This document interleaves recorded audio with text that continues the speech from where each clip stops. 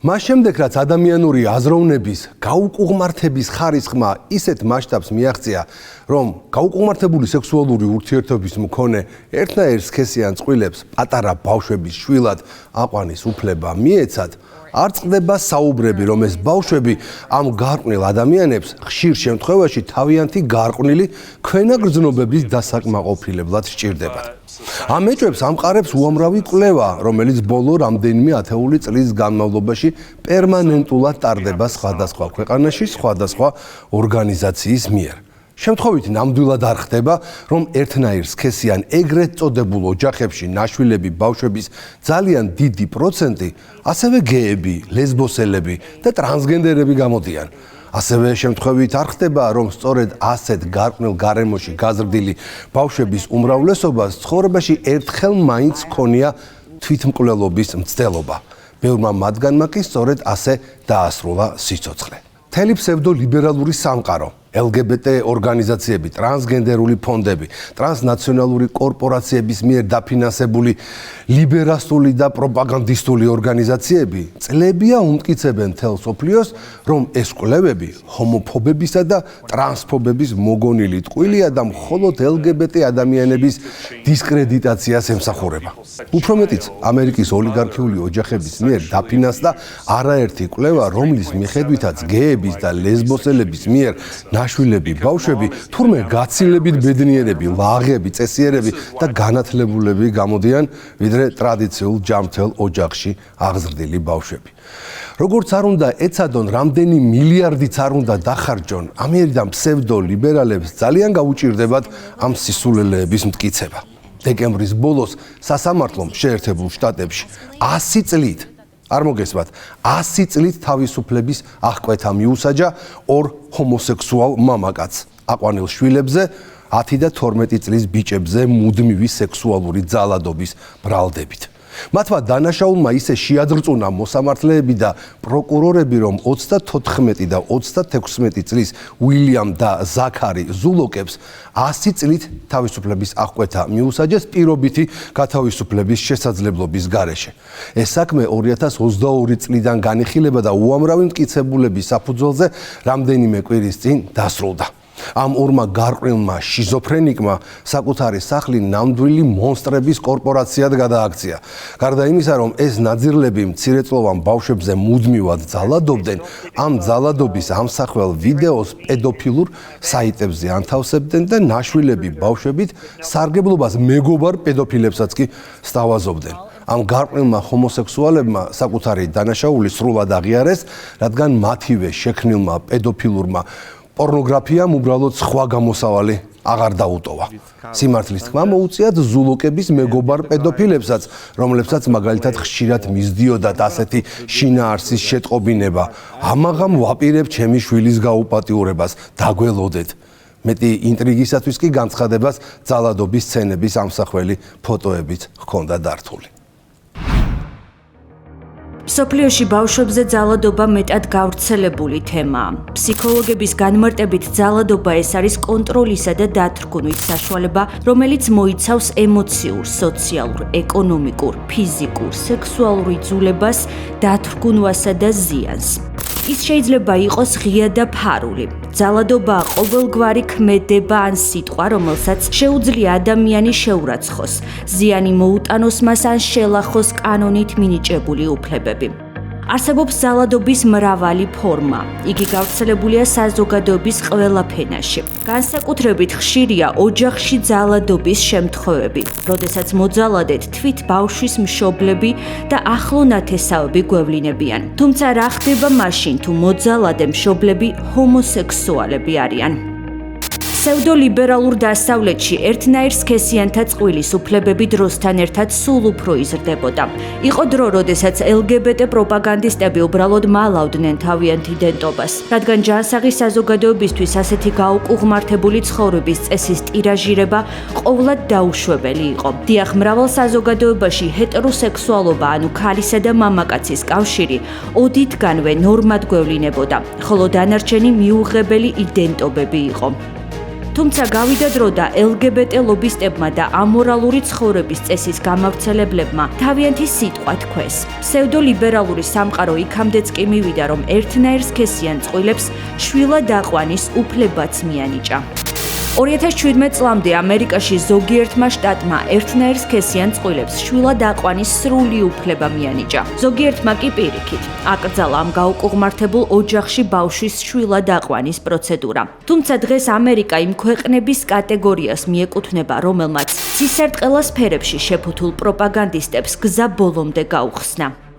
ერთნაირ სქესიანთა ქორწინება ქვეყნის მასშტაბით კანონიერია. აგრეთვე 50-ვე შტატში ჰომოსექსუალი წყვილის მიერ ბავშვის შვილად აყვანა 2017 წლიდან ლეგალური გახდა. თუმცა ამ LGBT საზოგადოების მიმართ ტოლერანტულმა დამოკიდებულებამ, მათი უფლებების დამცველი კანონების შემოღებამ, მათი კეთილდღეობის ხარჯზე, ჯანსაღი საზოგადოების შეურაცხყოფამ, ამერიკა იქამდე მიიყვანა, რომ ქვეყანაში დღეს გარყვნილების გამავრცელებლები ყოველგვარ ზღვარს გადავიდნენ.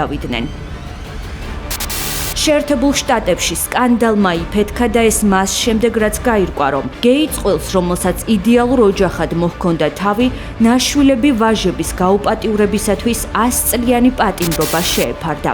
როგორც New York Post-ი უწყება, ჰომოსექსუალ წყვილს ჯორჯიის შტატიდან, რომელიც მათი 2 ნაშვილები ვაჟის სექსუალური ძალადობისთვის გაასამართლეს, სიცოცხლის ბოლომდე გისოსებს მიღმა გატარება მოუწევს. უოლტონის ოლქის პროკურატურის ცნობით 34 და 36 წლის უილიამ და ზაქარი ზულოკებს 100 წლით თავისუფლების აღკვეთა მიესაჯათ პირობით ვადამდე გათავისუფლების შესაძლებლობის გარეშე. ამ ორმა ბრალდებულმა ნამდვილი საშინელებათა სახლი შექმნეს და თავიანთი უკიდურესად ბნელი სურვილები ყველაფერზე და ყველაზე მაღლა დააყენეს.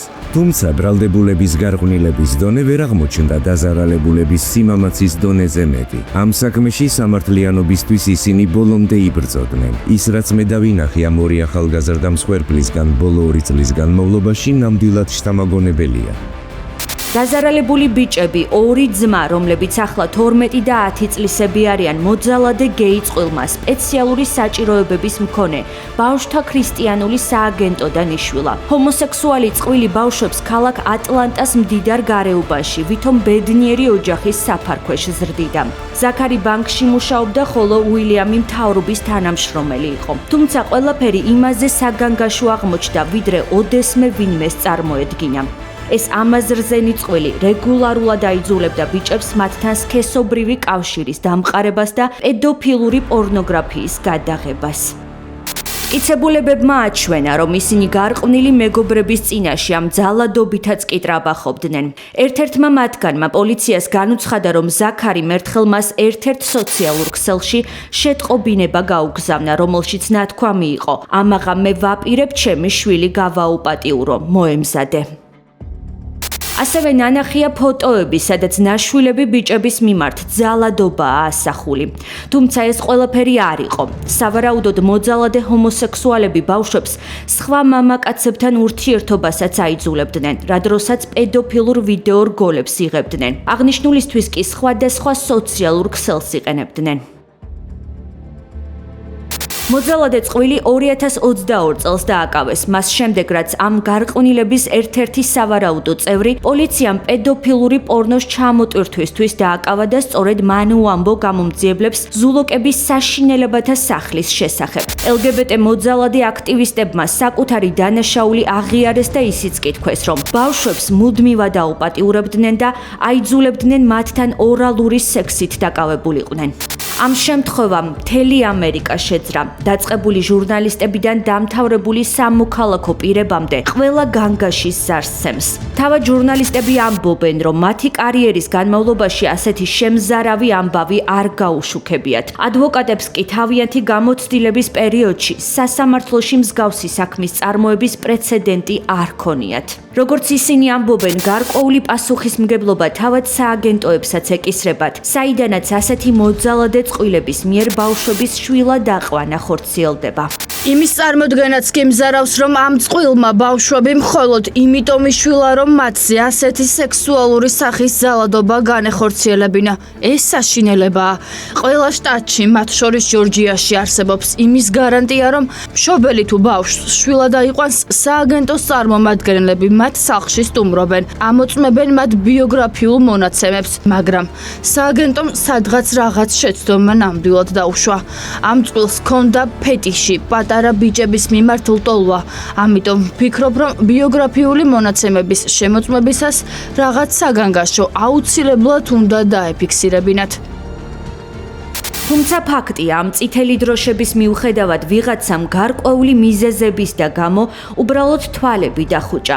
სადღაც აუცილებლად იქნებოდა უფრო მეტი, ვიდრე უბრალოდ გამაფრთხილებელი ნიშნები, რომლებიც სააგენტოს დაჩქარებული შვილად აყვანის პროცესის დროს რატომღაც შეუმჩნეველი დარჩა. ამ ყველაფერში კი მთავარი როლი იმ ფსევდოლიბერალურ სამყაროს მიუძღვის, რომელსაც LGBT პროპაგანდისტების გაუკუღმართებული ცხოვრების წესის ტირაჟირებაში და მათი დღის წესრიგის წახალისებაში უდიდესი წვლილი მიუძღვის. დღეს ჯანსაღი ოჯახის ნაცვლად ბავშვებს მოძალადე გეი ოჯახებში ანთავსებენ და ეს მაშინ, როდესაც პოტენციურ ნორმალურ მშობლებს წლობით რიგში დგომა უწევთ, რომ ბავშვი შვილად აიყვანონ.